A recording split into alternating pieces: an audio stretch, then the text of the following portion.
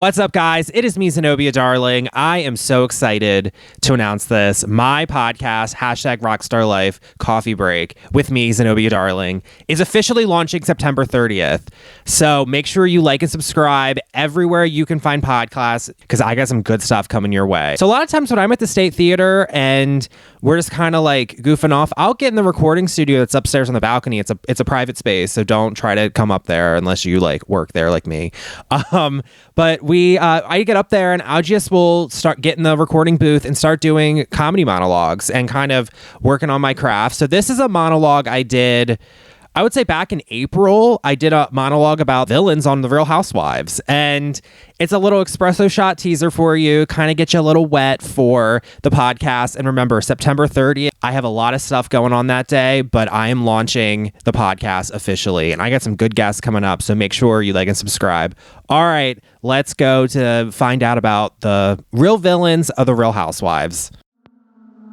It's me, Zenobia Darling. You're listening to #Rockstar Life, the Coffee Break podcast. Let's go.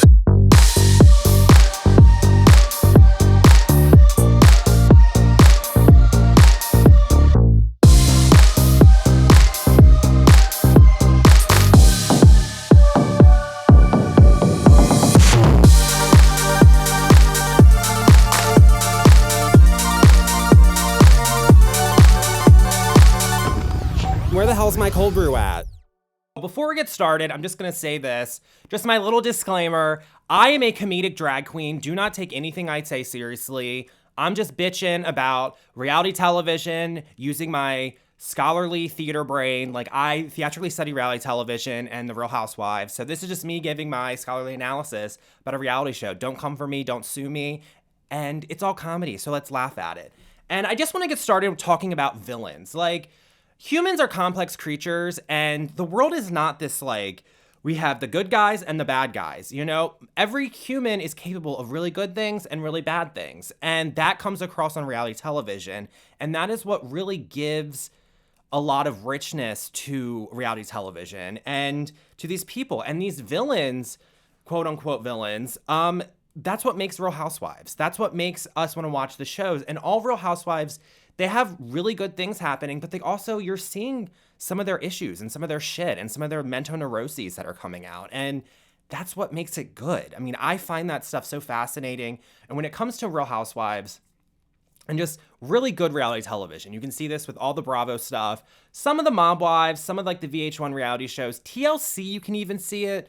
You know, that's part of the subtext of reality television that I really like to theatrically study, because we look at Shakespeare, you talk about the psychological and the social issues and the sociology of it. I mean, Freud watched Oedipus and got a whole, psychology theory on it that, is still studied in colleges today. That type of stuff exists in reality television, and that's the type of stuff that you can have commentary on. So that is what I'm doing.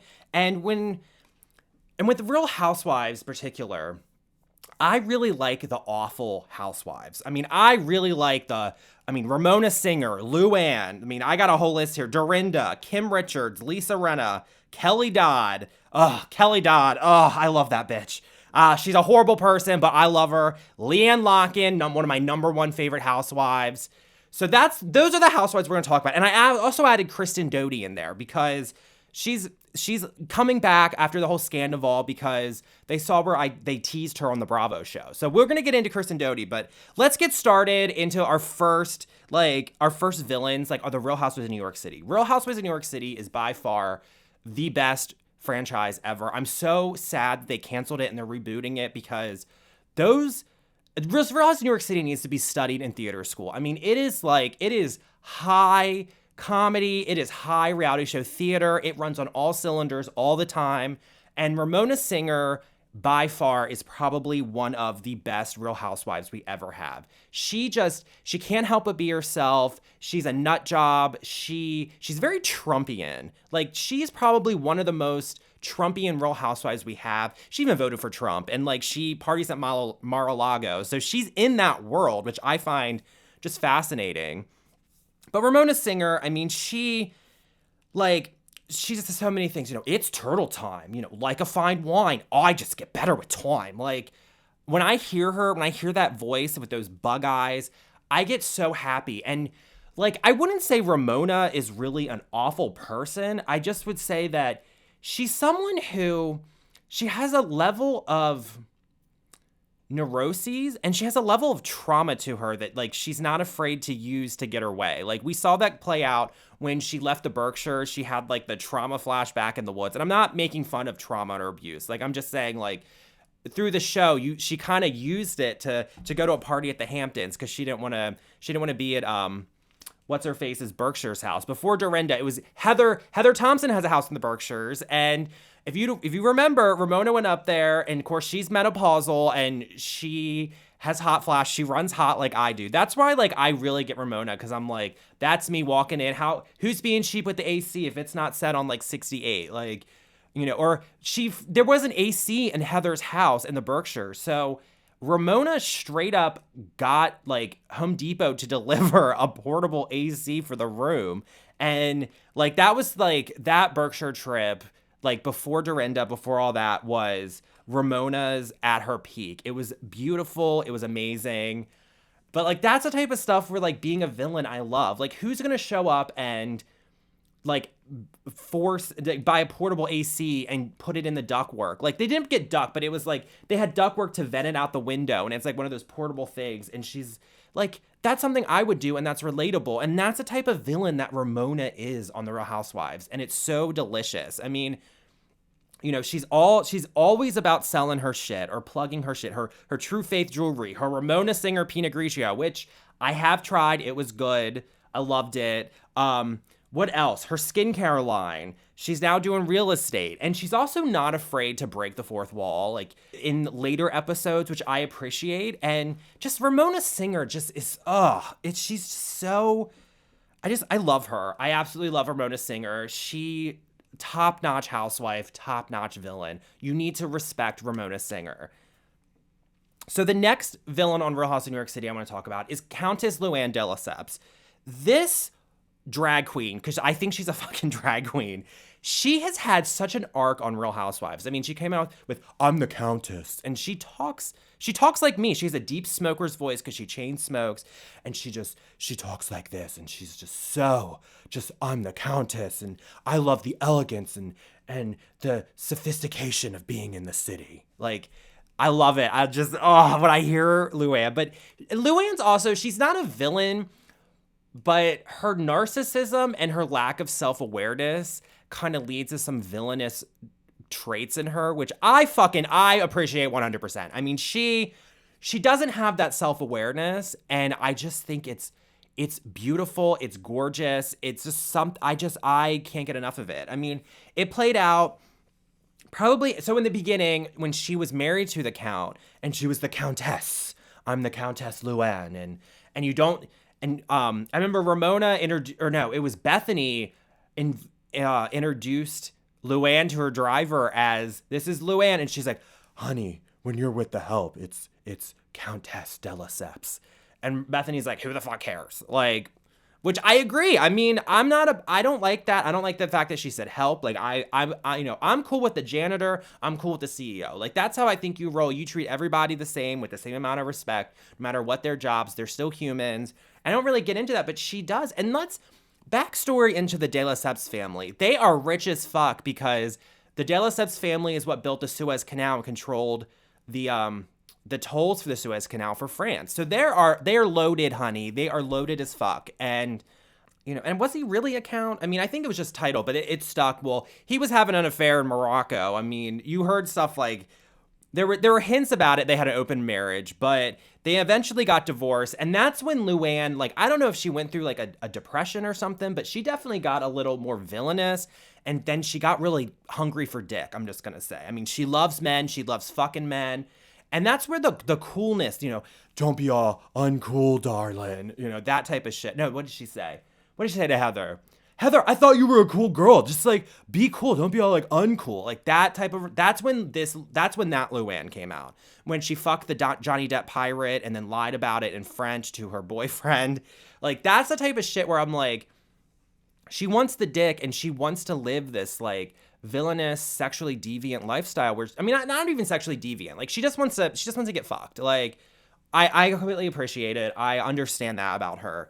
But that's when she started morphing. And then that was also when, you know, she got married to Tom D'Agostino, which that turned into a hot mess, who, I mean, why she did that is still a mystery. I mean, he was fucking everybody at the damn Regency. I mean, we all know this story. If you watch Real Housewives of New York City, you know this fucking story. It's like always there.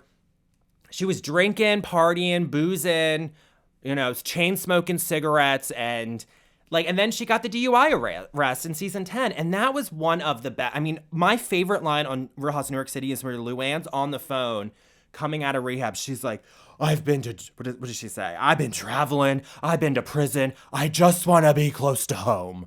And that's when you started seeing the more humanity of Luann. But then also, like, when she's in Miami doing her cabaret bullshit, because now she's a cabaret star, when she started seeing, when she kind of used that in very drag-esque way of doing the cabaret to kind of get through the toughness of it. She, oh my God, I just lost my fucking train of thought.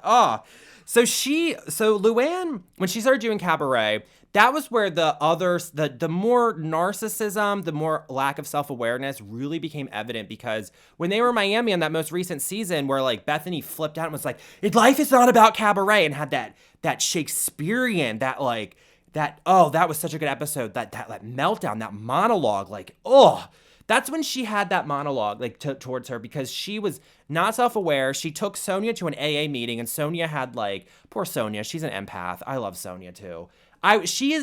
Sonia has some villainous qualities, but I mean, and Sonia has that really good moment in Atlantic City. I'm going to add Sonia into it. Okay, so Sonia goes to the AA meeting, and it's like, I just darked out. And Luann is too busy going to the fucking Miami Fillmore, or whatever the fuck that, I don't even know if it's some theater that she's doing the cabaret at. I'm going to take a picture in front of my poster.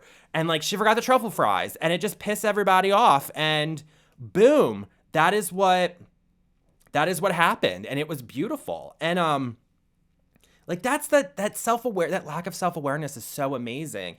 And I do think there's also some mental illness going on with Luann that they won't talk about. I do think she allegedly has some serious like mental issues that definitely played out that season, and they were kind of dancing around it on like the Housewives and on the reunion. And then it's gorgeous. That's why I fucking love Luann. Not Countess Luann de Lesseps, A-list housewife, one of my favorites. Ramona, Sonia, Luann, and Dorinda. Bethany too. And I would honestly add Tinsley into it. They are A-list housewives. I mean, they are top-notch, amazing housewives, and they're part of what makes New York City the best franchise ever. So I wasn't going to talk about Sonia, but there was one moment of Sonia that it's probably my favorite episode in New York City of all time. It's when they're going to Atlantic City in season 7, I believe. And the episode starts out, it's like torrential rain in Manhattan with the jazz music, the jazz music playing. Torrential rain in New York City. And next thing they cut to is Heather being like, "You fucking bitch, Lady Morgan doesn't let me in my house." And then you just cut to that, and you're like, wait a minute, this started out too soon. And they get into a screaming match because Sonia, someone died, and she had to figure something out and told him to go to Starbucks. I don't even know what the fuck it was, but that Sonia being crazy to Heather, and then they got to get into the bus to Atlantic City for 2 hours, fighting like crazy. Everybody's late. It's cold. It's rainy. And just Sonia didn't have that self-awareness to just deal with, oh God, that's such a good episode. I could just watch. And then she proceeded to get drunk and wasted in Atlantic City. And that's the one where she's like, I partied with John Kennedy and Madonna. And Carol Roosevelt is like, no, you didn't. Which, that fucking delusionalness is why I fucking love the Real Housewives and why I love Sonia. But also Dorinda was there. So let's get into Dorinda, because she also is a villain. And I will say, the last few seasons of Dorinda, her on Ultimate Girls Trip and her that last season in New York, she was awful. And there is a darkness in her that was coming out. But Dorinda also, I mean, I love her because she is heart, she is soul, she's just a good housewife, and she's very spooky. She's a spooky bitch. She even says it herself. I'm very big in the paranormal. The spirit world loves me. I want to talk ghosts with with Dorinda, because Dorinda loves ghosts. She's very spooky, very paranormal. She loves psychics, all that shit. She clearly, allegedly has some type of addiction or there's some type of pain that she's using alcohol and allegedly other stuff to cope with. So there's always that. And Dorinda's the best because she's like a drag queen where she can be wasted, like shit face, and you don't know it. And like she can act through it very well, but she's always shit faced completely. Like, and that's the other part about New York City that makes all these housewives a good. Oh God, I'm burping. That's the thing about the Real Housewives about New York City housewives that make this franchise so good, is because all of them, Ramona, Luann, Dorinda, Sonia, they're not afraid to get wasted on camera and then show up with no makeup and just not give a fuck. They don't give a fuck what they look like, where on Beverly Hills, they're too worried about their image. Whereas on New York, they don't give a fuck. They've lived the high life and they lost it, and boom, they're just going for it. And it's amazing. They don't give a fuck that they act horrible. Well, with Dorinda, I mean, prime example of Dorinda being a villain was when they went to that brunch that Bethany threw in the Bronx, and Dorinda showed up wasted still from the night before. And that's the one where they show up and Sonia goes on about Tipsy Girl, and Dorinda's like, hold on, you better back that shit up. John Modestian doesn't run my estate. You're a fraud. I got your paper. You're the hostess with the mostest. That's what she says that to Sonia about the Tipsy Girl. And just, she's drunk, she's wasted, just being sloppy and messy. That's the best. That is the best shit I love about Dorinda. God, I love, Dorinda's the best. And that's just... And Dorinda has so many moments like that. So many like, oh, here's the unicorn. Oh, the unicorn's coming. Vicky, yelling at Vicky about anti-vax shit. Coming into Tinsley. Like, she gets really mean, but God, she's the best. I fucking love Dorinda. Dorinda Medley for life. I love her.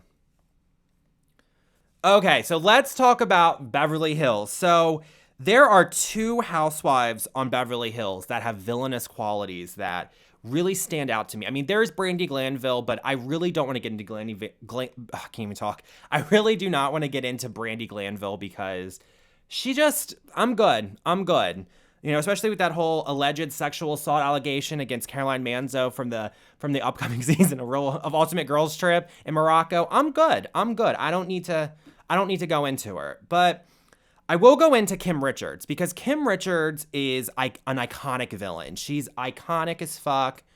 She just, you're a slut pig. Like, and her level of alcoholism on the show, and like, Kim Richards should be on Intervention. Like, she shouldn't be on Real Housewives. She should be on Intervention. And I love it when the Intervention-esque dramatics of like the clearly wasted alcoholism and all that shit really starts like coming out. Like, that's when it starts like awakening my theater brain.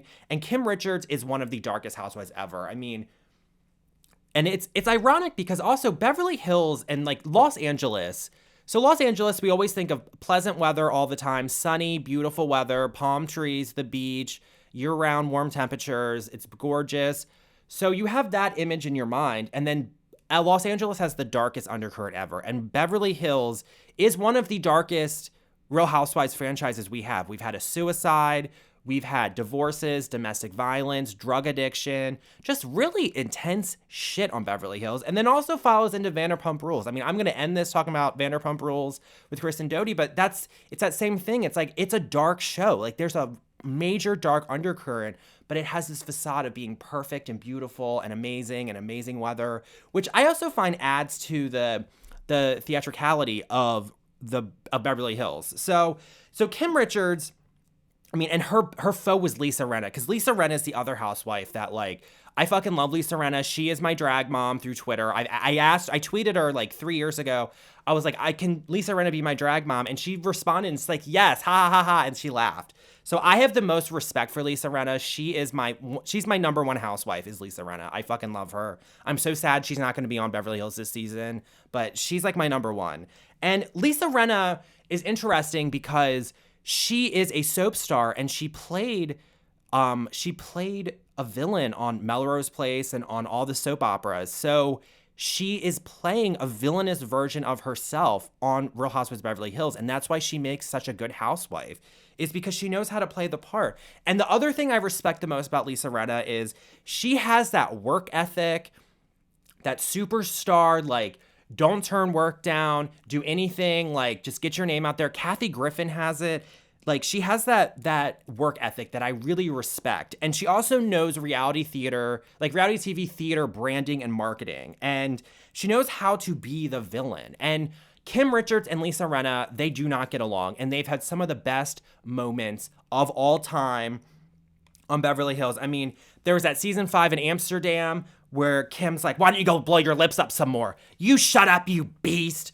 And that was towards Eileen, because Eileen's like, beast. How dare you? Like, I love Eileen Davison, but it was Lisa Rinna really started because she's like, oh, let's talk about the husband. Did you just say, let's talk about the husband? Don't you? And then she went back and she like grabbed for Kim's turkey neck and then threw the wine glass at her. Don't you talk about the fucking husband? Like that shit. Like, Lisa Rinna knew what she was doing. She was cementing herself as like a Real Housewife villain. And I have 100% respect for it because that's what saved her ass that season. Like, you know, and also she was stuck in the van going to Eileen's house in Malibu for 2 hours. I mean, that's a 2-hour drive from where they live in Beverly Hills, or no, Hidden Hills, I think, or somewhere in the valley to Malibu. That's like two fucking hours stuck in the car with Kim, wasted, being fucked up. And Kim's like, Lisa Rinna's like, what the fuck is happening?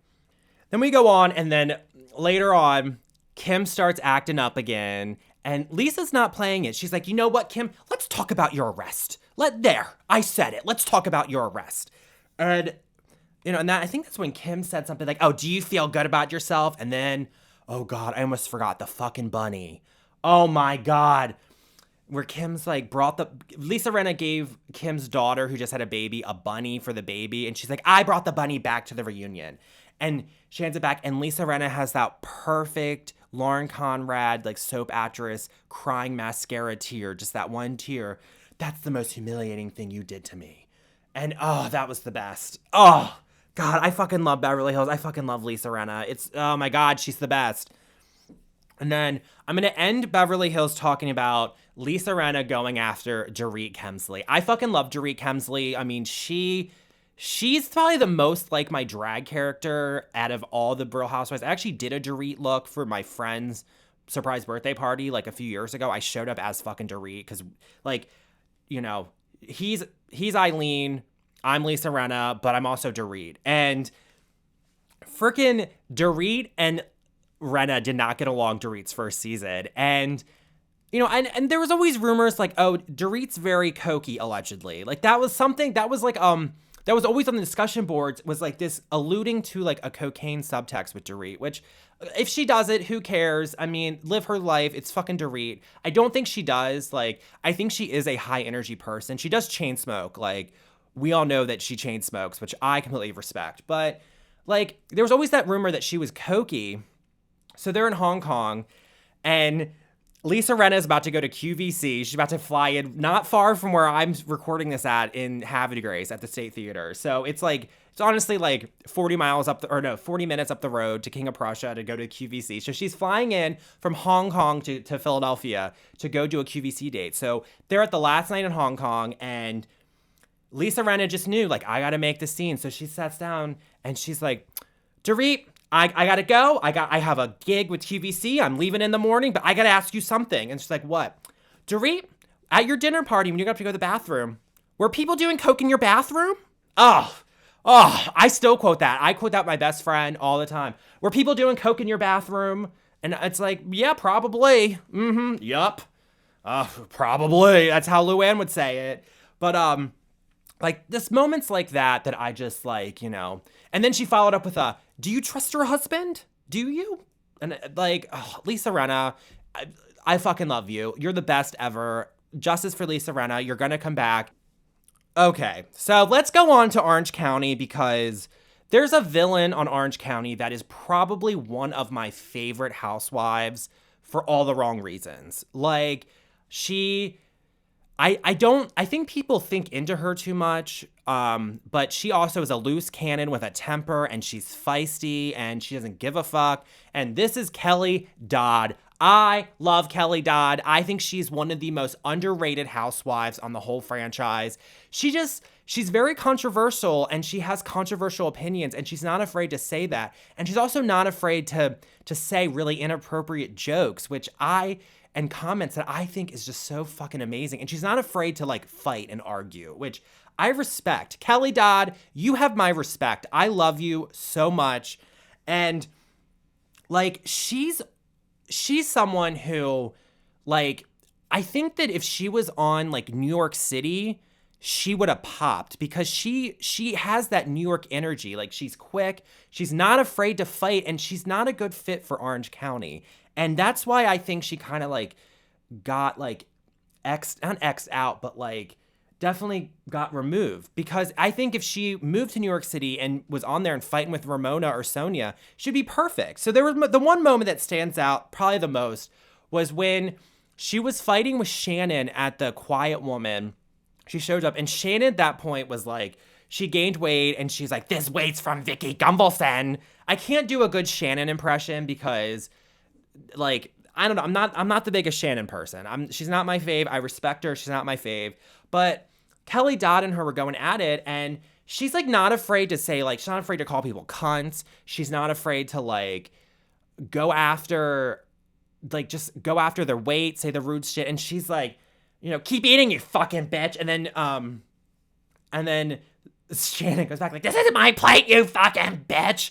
Like, that type of shit like cracks me up. But then the part that really cemented her as a villain to me, that like made me fall in love with her, was Shannon is outside talking to who's the one bitch that came back that was like Jesus-y, I hate her, Linda, I think, and that 100 housewife who's like Armenian that drove the fucked up car with like the two colors, I forget her name, but they're standing outside, and Kelly's like going in the window like, ha ha, like blowing on the window, like poking at them. That's where I'm like, that is why I fucking love Kelly Dodd, because she does shit like that, and it's so beautiful. Like, ugh. And then her and Vicky fight, and her and Vicky Gunvalson. I mean, Vicky Gunvalson and Tamara Barney are villains, but there's too much to talk about there. So Kelly Dodd and Vicky start fighting, and Vicky and Tamara, yes, they are villains, but I'm not talking about them for this.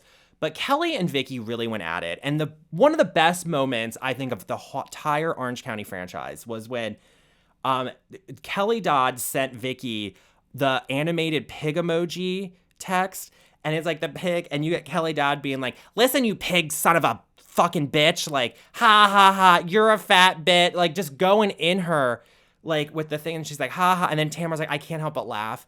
That shit, like, oh, I love it. I fucking love it.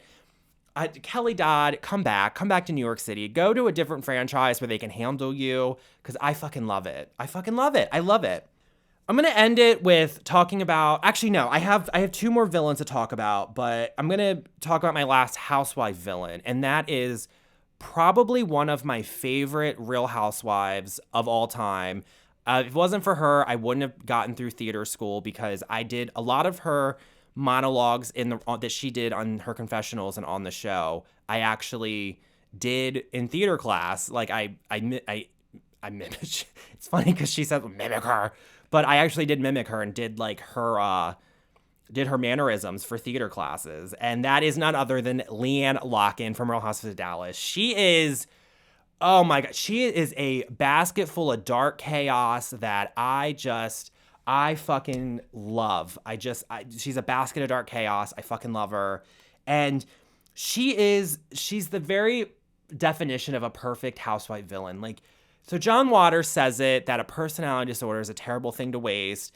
And, you know, and personality disorders are normally informed by trauma. And Leanne Locken, I'm not saying she has one, but on the show, she appears to me that she does. And it's a beautiful thing that she's on camera because that bitch is nuts. She fights. She's not afraid to be a good housewife and move the plot forward, which I appreciate. She knows how to be a Real Housewife villain, and she's not afraid to get that edit.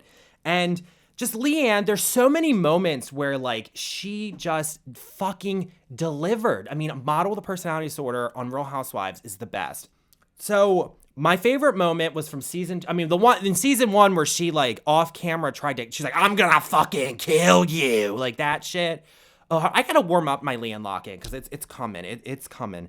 But season 2 really stands out. This is something that I still quote with my best friend all the time.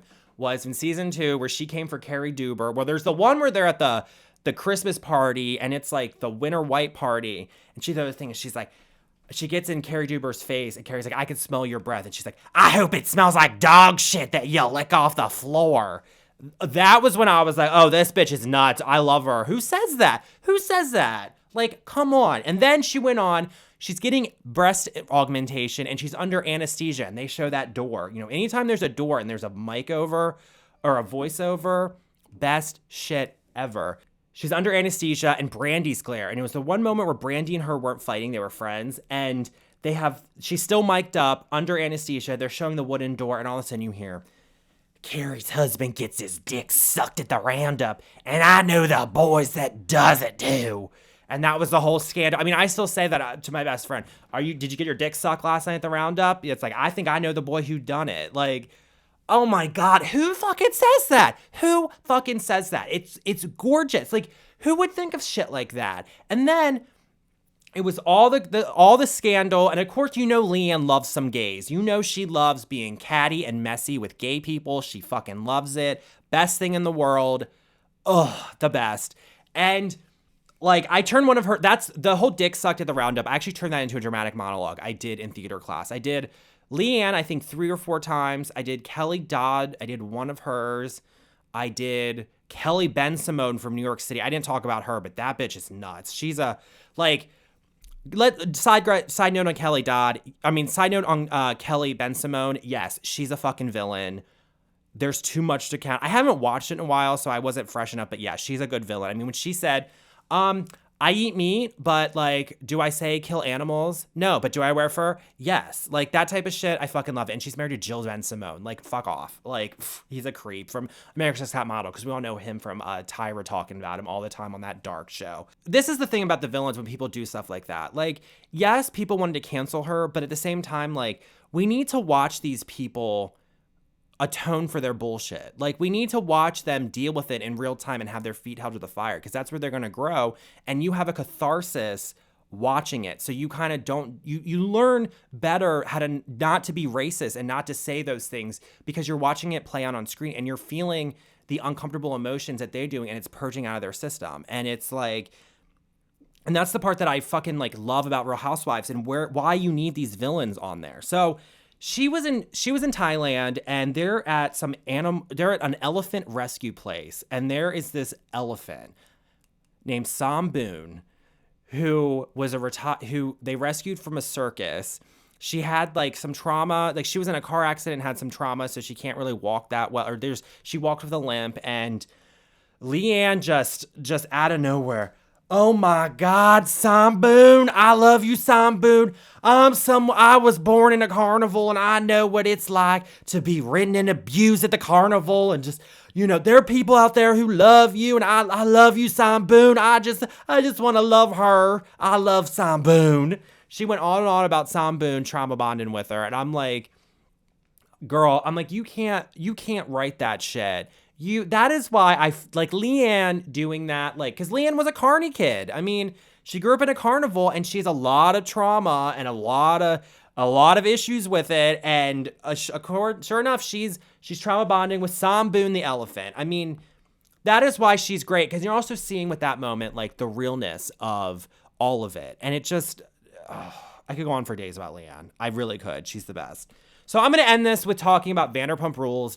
I am a Vanderpump Rules scholar, and there is one villain on there she is a top-notch villain. She should be a Real Housewife. She's better than most Real Housewives, and that is none other than the dark vortex of chaos that is Kristen Doute. I fucking love Kristen Doute. I could go on and on for days.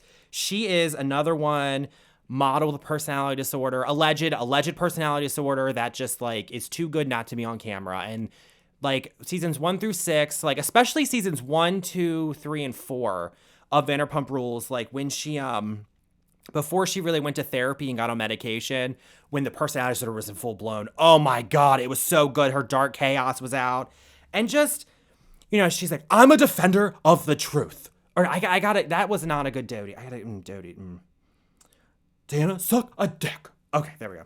So Kristen Doute, I mean, right off, she's a defender of the truth. She literally flew freaking a girl from Miami there to confront Sandoval.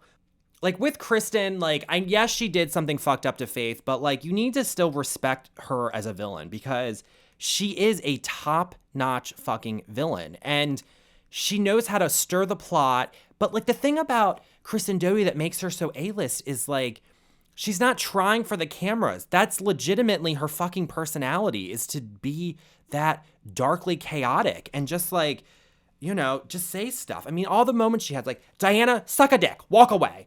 And then her relationship with DJ James Kennedy, I think needs to be studied for all of eternity because it is some of the dark shit I've ever seen. I mean, remember, like, Doute punched James in the face at Sheena's wedding, the best thing ever. And then they get into a fight at the apartment breaking up, and it's just her gaslighting him. Why are you getting so mad right now? Why are you getting so mad right now? And G. James Kennedy, like, takes it and, like, spits on the door, like, honey, you're ratchet. Like, however he says it. And it's just, God, I'm so happy because I'm gonna end this little espresso shot with this. Kristen Doute is making an appearance back on the season finale of Vanderpump Rules to talk about the scandal. I saw her coming up with her leggings with the horror music and she's like wringing her hands and I'm like, oh, bitch, here we go. So with that, I'm going to end this. Subscribe to the feed. The podcast is going to be dropping soon. I got season 1 lined up. I'm recording episodes. Let me tell you, some of my guests I got, it's going to be a good fucking time. So make sure you subscribe to it. Make sure you follow me on www.zenobiadarlingcreative.com. Follow my art blog. Follow me on social medias. And I will be coming at you shortly with this fucking podcast because it's the best ever.